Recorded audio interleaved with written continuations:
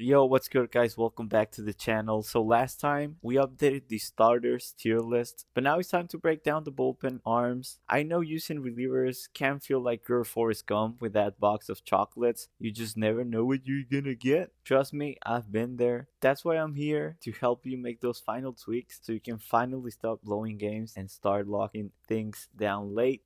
But real quick, relievers are even more volatile than starters. So if you got one, two, maybe even three guys you trust with your life to consistently give you three outs, don't replace them, not replace them, no matter what anybody says. You take care of those guys like they're that one person that when they say on my way, they actually are. You just don't take that for granted. And if you've enjoyed one of my videos before and you're back again, hit that subscribe button so you don't miss the next one. Let's get into it. When I was 16, I won a great victory. I felt in that moment I would live to be 100. Now I know I shall outlive 30. None of us know our end, really, or what hand will guide us there.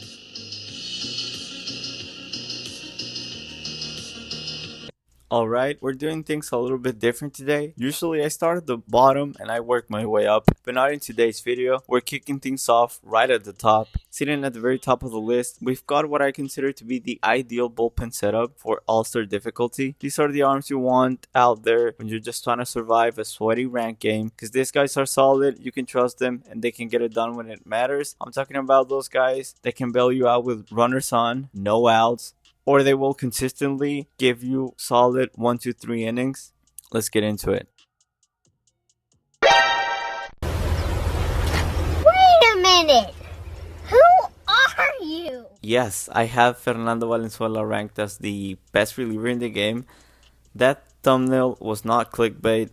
Just hear me out before you click off the video. Let me start off by saying that I think there's a huge misconception around this card. I know your favorite content creator has said many times that this is pretty much a legend and above exclusive card. In my personal experience, that's just completely false. I have been dominating on All-Star with this card. As you can see, the stats that are up on your screen right now. Half of those innings were thrown on All-Star, and yes, well, a lot of you are going to be saying, oh well, but you're playing some pretty bad players on All-Star, that's why they're All-Star players.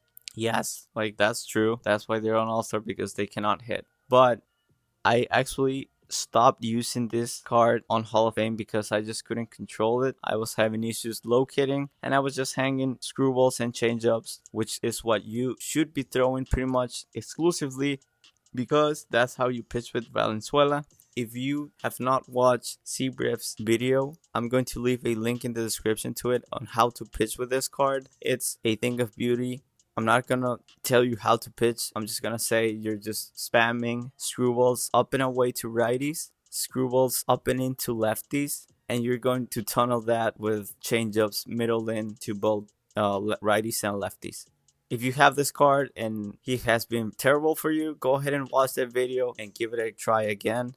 If you don't trust him as a starter, then please just put him in your lineup and use him out of the bullpen. But you have to watch that video to use this card.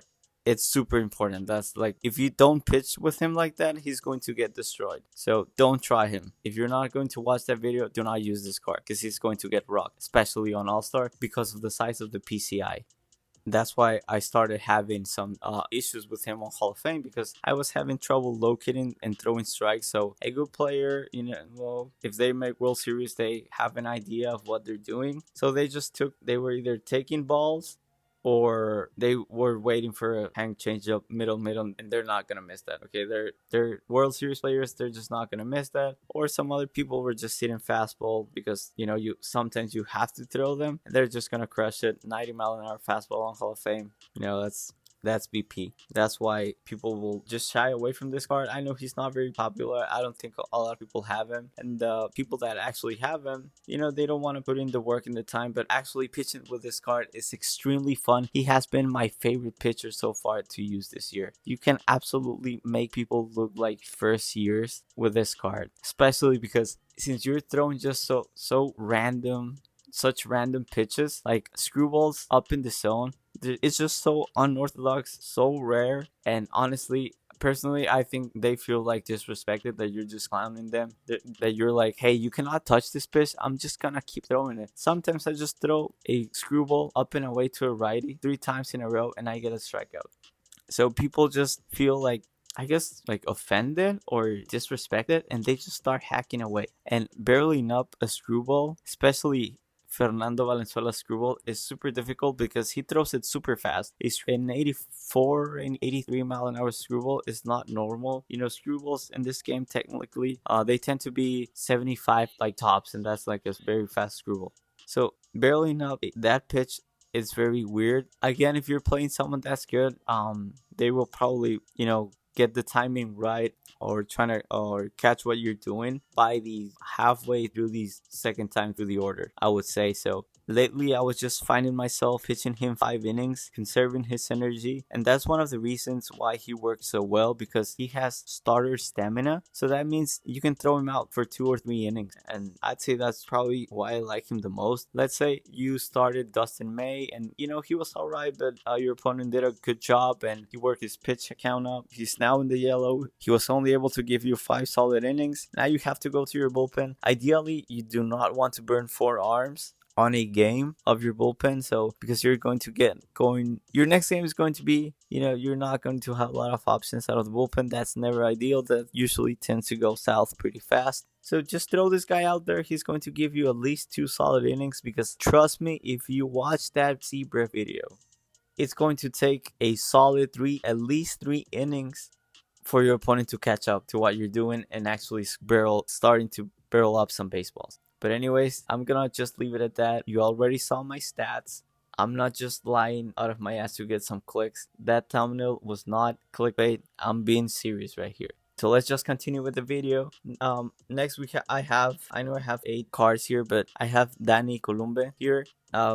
If you have his 91 already, good. Like, he's going to be in your bullpen, I would say, pretty much all year. I don't think there's going to be three better lefty relievers throughout the whole year than him. He's funky, perfect pitch mix, amazing control. He is an absolute dog. I'd say he's the best pure reliever in the game right now, and he's going to be for a while. So, but if you're just solely on All-Star, don't go out your way and buy him. I don't think it's worth it to buy a reliever for $60K. If you're just going to be playing on All-Star, he's going to get shelled from time and time again, and you're just going to be disappointed and angry at him because he was $60K. But just go with his gold card. His gold card is super solid. He has been playing amazing in real life too, so he's probably going to get a diamond soon. He's always playing up with his inside ace boost, so he's going to be just fine if you're an All-Star. You can use this card in all of difficulties. He's amazing.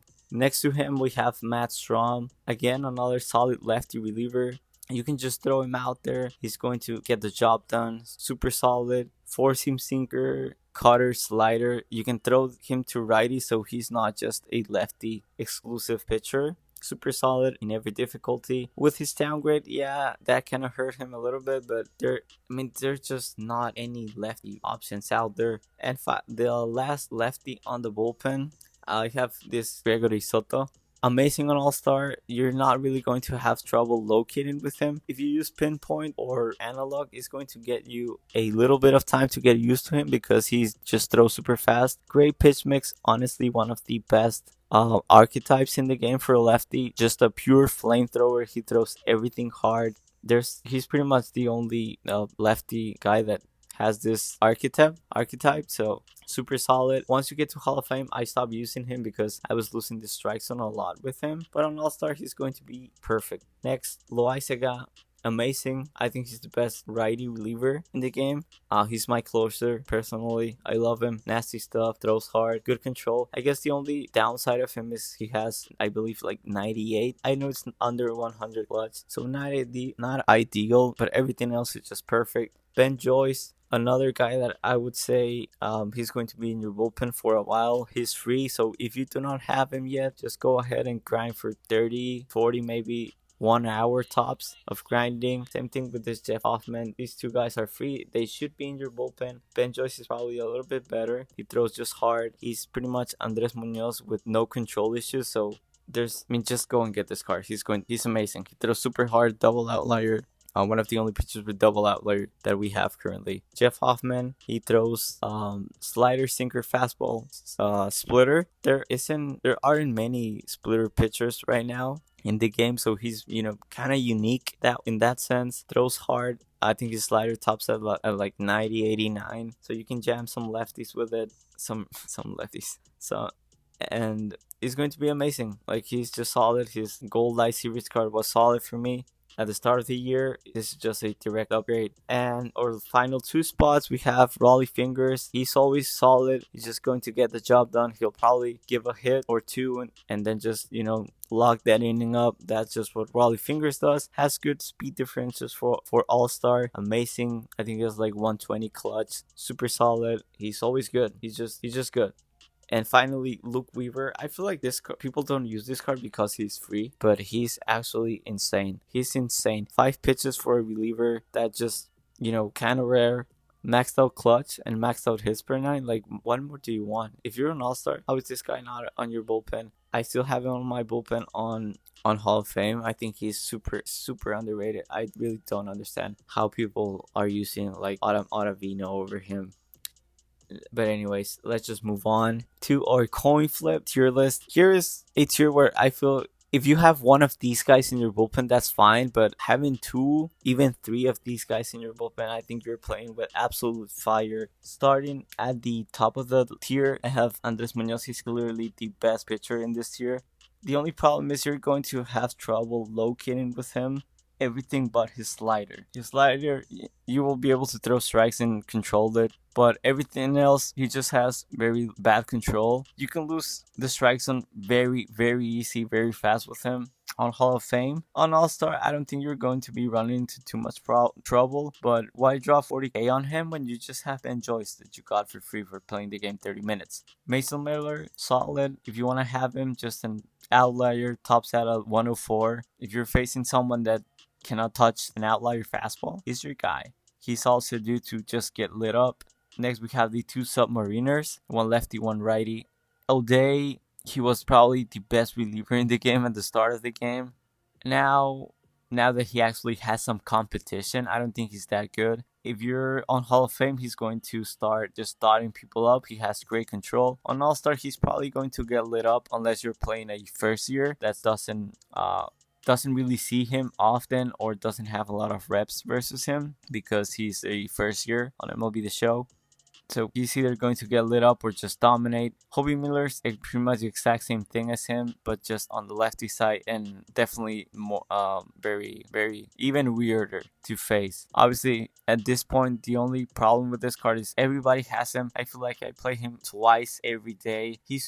I'd say he's super overrated in my opinion. I think he's overused. It seems like this is everybody's guy go-to, first guy out of the bullpen every single fucking time. I don't think he's good. Terrible clutch. You're going to make some bad players look bad, but they're bad players. Trevor Hoffman, he's bound to just hang that changeup right down the middle. Is going to get obliterated. Other than that, super solid. I used him for a while and he was decent. I just found better success with other cards.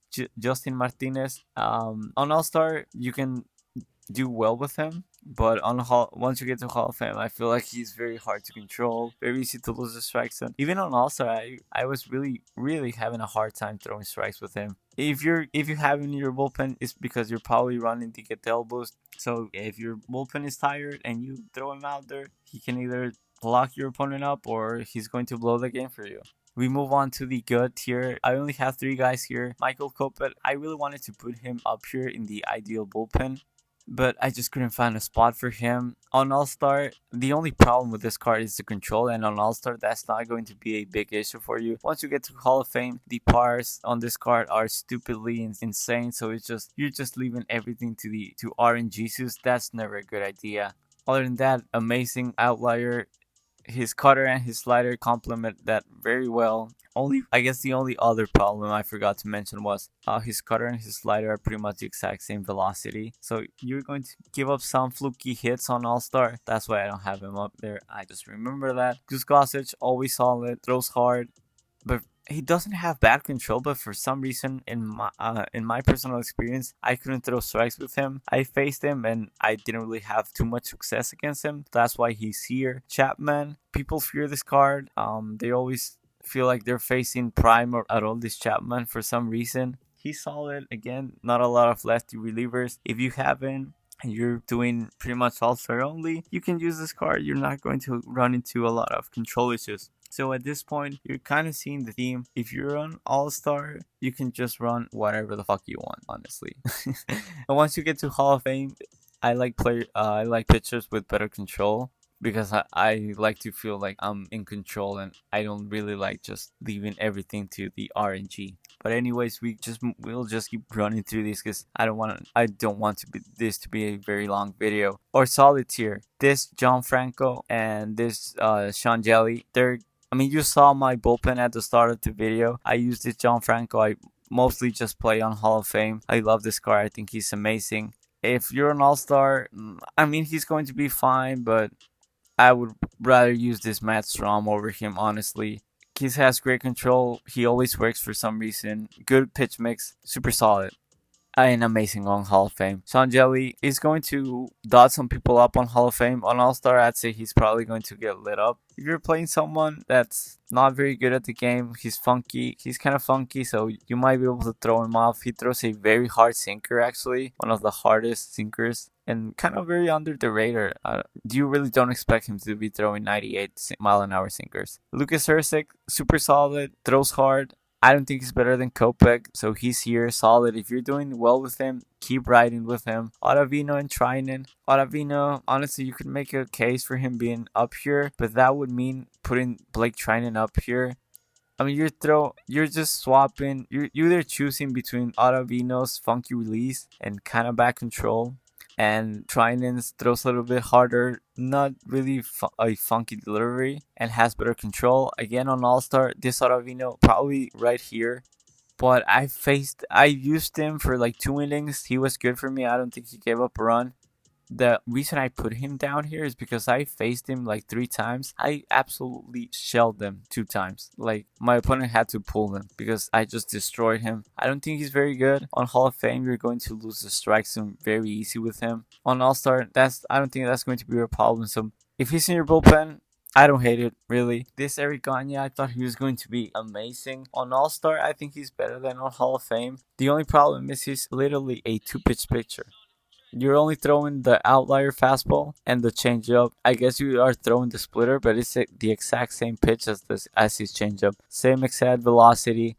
So you're only working with 2 pitchers. That can only get you so far. The only thing I can say about him is, for some reason, people just see Gagne out of the bullpen and they just start immediately swinging out of their shoes, expecting the fastball. So if you come out and throw changeups and that slider that doesn't really have a lot of break with him, you may find some success, but I hate his pitch mix, honestly. Matt Brass, 5 pitch mix, solid. You can throw him out there.